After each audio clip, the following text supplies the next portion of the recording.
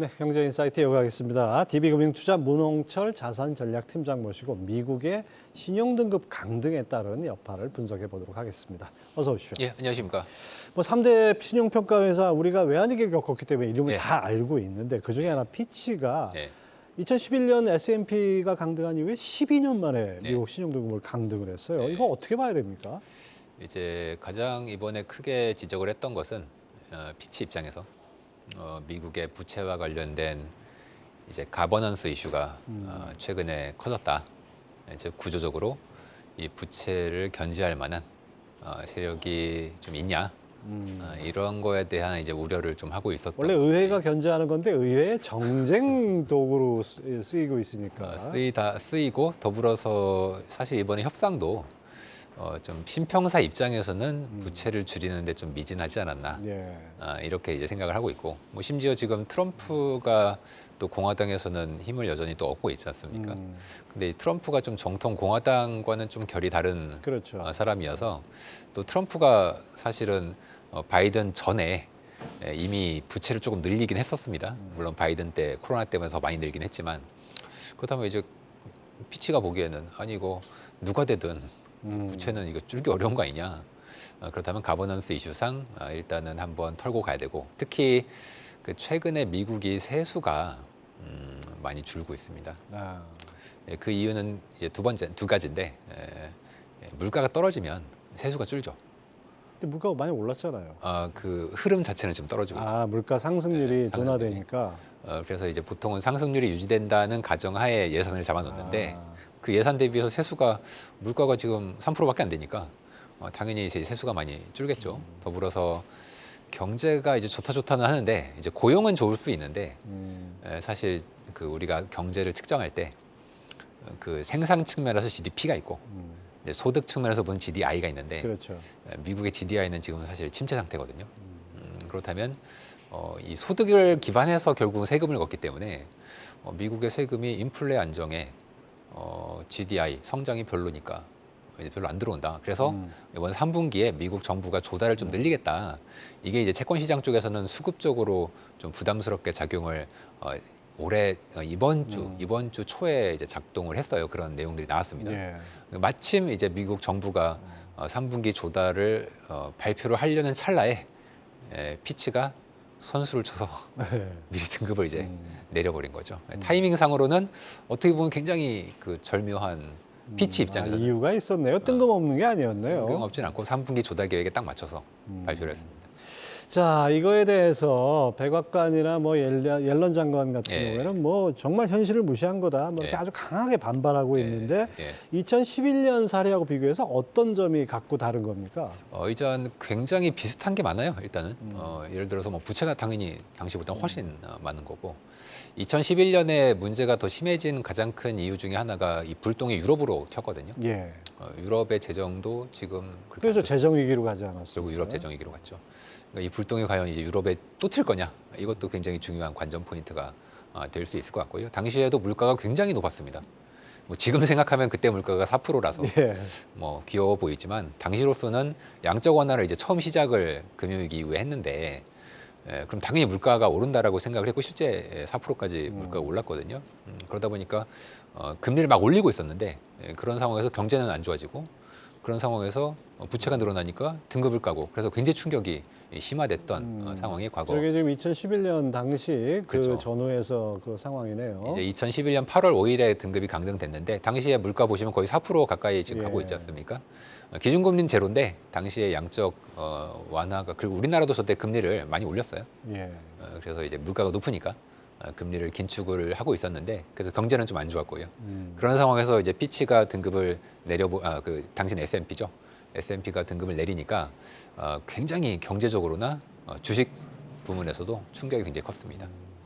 자, 뭐 당장 그 큰 영향은 아니다 그러지만 어쨌든 예. 간에 이 신용등급 강등이 트리거가 돼가지고 뉴욕 증시나 우리 증시 영향을 받았지 않습니까? 그렇죠. 이게 앞으로 어떨까요? 이게 약간 심리적인 게 좀 있습니다. 그러니까 등급이 강등된 거를 크게 받아들이면은 이게 2011년처럼 문제가 그렇죠. 되는 거고, 이 불똥이라는 게 옆집이 활활 타고 있는데 우리 집으로 불똥이 안 올 수도 있는 거잖아요. 그러니까 지금 불똥의 문제는 유럽인데, 당시처럼 정말 이 불똥이 유럽으로 튈 거냐 이거를 제가 어떻게 말씀드리기가 굉장히 어려운 상황이어서 저는 뭐 당분간은 좀 조심하자. 조심하자. 다만 리스크 시나리오 확률은 한 뭐 20-30%는 되는 것 같고 의외로 뭐 별일 없이 지나갈 수도 있지만 만약 이게 문제가 된다면은 또 굉장히 큰 문제가 될 수도 있기 때문에 좀 봐야 될 것 같습니다. 월가 반응은 그래도 뭐 큰 걱정은 안 하는 듯한 분위기가 좀 있어요. 네, 저는 오히려 당시보다 조금 걱정이 되는 게 금리가 올랐다는 게 금리가 높은 상태니까. 2011년에는 등급이 강등되자마자 사람들이 미국채를 그럼 우리는 어떻게 되냐 이런 고민을 하다가 뭐 어차피 경제가 안 좋은 거니까 등급이 강등돼도 우리가 갈 데가 없지 않습니까? 예. 미국채 말고는. 그래서 금리가 떨어졌어요. 상당히 큰 폭으로. 근데 지금은 반응이 좀 애매합니다. 뭐 단기 금리는 떨어지기도 하고, 근데 장기 금리는 등급 하향보다는 조달이 늘어나니까 예. 수급적으로 금리가 좀 오르겠다고 해서 약간 이제 올랐어요. 그러면 차라리 금리가 좀 떨어지면은 등급 강등에 대한 이슈를 좀 뭉개고, 와, 금리 떨어지네? 그러면은 위험자산에 대한 밸류를 좀 더 줘도 되는 거 아니니까 예. 이렇게 갈 수도 있는데, 지금은 이제 금리의 방향성이 좀 애매하게 움직이고 있다 보니까 그런 면에서 저는 조금 안심하기는 약간 이른 것 같고, 앞으로 뭐 적어도 뭐 1-2주 정도는 좀 더 지켜봐야 될 것 같습니다. 예. 자, 지금 뭐 얼마 전까지만 해도 미국 경제 견조하다. 네. 뭐 이제 뭐 경착륙은 없다. 뭐 이런 얘기가 아주 컨센서스인데 네. 신용등급이 강등되니까 미국 경제에 어디 허점이 있는 거 아닌가 이런 네. 의구심도 있어요. 예. 이제 등급은 경제보다는 부채 상황에 좀 더 집중을 해서 네, 만들어내는 그렇죠. 면이 좀 있고요. 경제만으로 본다면 물가가 떨어진다는 게 가장 중요한 이제 긍정적인 요소가 될 거고, 성장은 아까 말씀드린 것처럼 어떻게 측정하냐에 따라서 GDP는 잘 나오지만 GDI는 좀 안 나오고 있거든요. 보통 그럼 고용을 많이 이제 보시죠. 저희도 저희가 미국 경제에 아주 막 긍정적이진 않지만 고용 지표는 뭐 아주 나쁘진 않을 거다. 예. 그 이유는 정부 지원금이 끊기니까 일을 하러 나오셔야 되고, 이민자도 많이 들어오고 예, 계시고, 그렇죠. 이게 고용 건수에 잡히거든요. 그렇게 되면은 고용은 꽤 잘 나올 가능성. 이번 주에 비농업 고용도 있지만 뭐 저희는 숫자가 뭐 나쁘지 않을 거라고 계속 생각을 이제 하고 있습니다. 근데 이제 고용이 좋으니까 경제가 좋냐? 이거에 대해서는 우리가 좀 생각을 해봐야 되는데, 좀 다른 차원이죠. 예전에는 보통 고용이 좋으면 소득이 늘어나니까 당연히 좋다라고 이제 볼 수가 있었지만, 지금은 이제 원래 안 계셨던 분들이 일을 하러 나오시는 거고, 이민자들은 다 외국에 있다가 이제 입국해서 이제 일을 하시는 거다 예. 보니까 반면에 사람들이 가지고 있던 저축은 거의 다 소진이 된 상태고, 새로 취직하시는 분들이 소비는 하겠지만 보통 저소득 그렇죠. 저임금 노동자들이기 때문에 저축의 소진 쪽이 조금 더 크게 다가오거든요. 이 돈들이 저축이 다 어디가 있냐면 전부 이제 기업들이 그 돈을 가지고 계시고 주주들이 갖고 있다 보니까 과연 이게 소비와 투자로 갈 거냐. 게다가 이제 8월 달부터는 미국의 학자금 대출 상환이 다시 9월부터 재개가 되거든요. 그럼 미리 8월부터 돈을 이제 모아놔야 되지 않습니까? 이런 것들이 소비를 좀 제약할 수도 있고, 그런 면에서는 경제에 대해서 저희가 너무 과도한 기대는 좀 하는 건 좀 과해 보이고, 예. 그냥 좀 고만고만한 성장 정도로 중립적으로 봐야겠네요. 그 봐야 되고, 부분은. 이제 물가가 떨어지는 걸 좀 더 우리가 초점을 맞춰야 될 것 같습니다. 근데 이 문홍철 팀장께서는 일련의 사태에도 불구하고 혼란스러울수록 기본으로 예. 채권과 외환의 본질에 집중하다 이렇게 예. 조언하셨어요. 이게 어떤 의미입니까? 이제 부채 한도 이번에 이제 신용등급 이슈가 터지면 보통은 달러가 강세로 가고, 이번에도 강세로 갔어요. 예. 이거 맞는데, 금리는 2011년에 많이 떨어졌고요.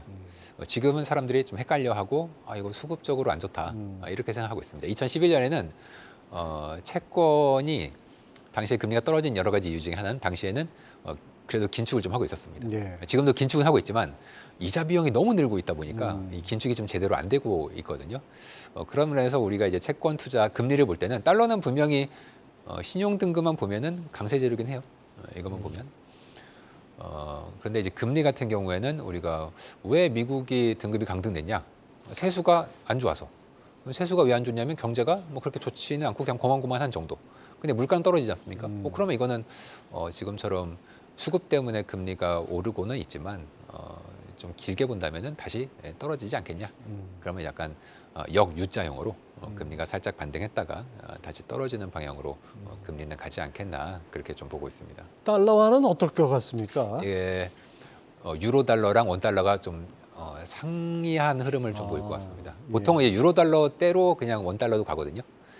근데 지금 유로존은 금리 인상이 사실상 종료됐다고 많이 이제 보시고요. 유럽 경제가 지금 좀 심각하게 냉각이 되고 있습니다. 미국은 그래도 상대적으로 뭐 고용이 괜찮고 하니까 좋다고 보지 않습니까? 그렇다면 상대적으로 유로 대비해서는 달러가 세지겠죠. 예.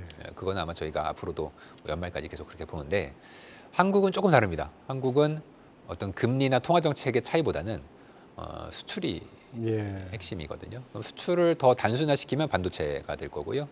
3분기부터는 반도체 감산도 힘을 얻게 될 것으로 이제 보이고 그렇게 된다면은 저는 원달러 환율의 과거 모델을 적용해 보면 수출과 반도체를 많이 따라가기 때문에 연말 지금 당장은 약간 환율이 신용등급 이슈 때문에 지금 보시는 그림처럼 수출이 지금 파란색인데요. 예. 축이 반대로 돼 있기 때문에 저 파란색이 위로 간다는 거는 수출이 안 좋다는 얘기예요.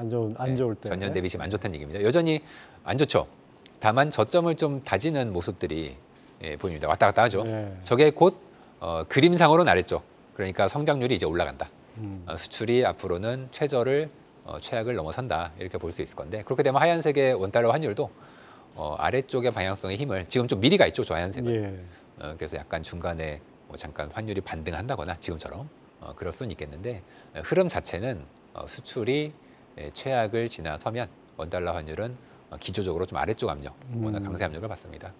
그래서 지금은 좀 흔들리더라도 원달러 환율은 연말까지는 크게 뛸 염려는 없겠네요. 크게 없을 것 같고요. 뭐 좀 더 간다면 아래쪽 방향성도 저희가 생각할 수 있을 것 같습니다. 근데 이제 한번 아이러니한 상황인데요. 예. 뭐 이런 어떤 그 큰 이슈가 나올 때마다 벌어지는 일이 안전자산 선호. 예. 미국채와 달러화로 또 돈이 몰려요. 예. 근데 뭐 사실 따지고 보면 미국채 말고 뭐 다른 어떤 대안이 있는 것도 아니고요. 어떻게 해야 됩니까? 이제 채권이라는 것은 어떤 투자 자산이기도 하지만 어떤 거래 담보로도 좀 쓰이거든요. 어떤 분이 이제 특정 통화가 필요하다, 즉 빚이 특정 통화로 많으면 그 통화에 대한 수요가 위험한 상황에서 커지거든요. 결국 달러죠. 빚이 달러로 돼 있기 때문에 전 세계 부채의 달러와 부채가 거의 대부분이거든요.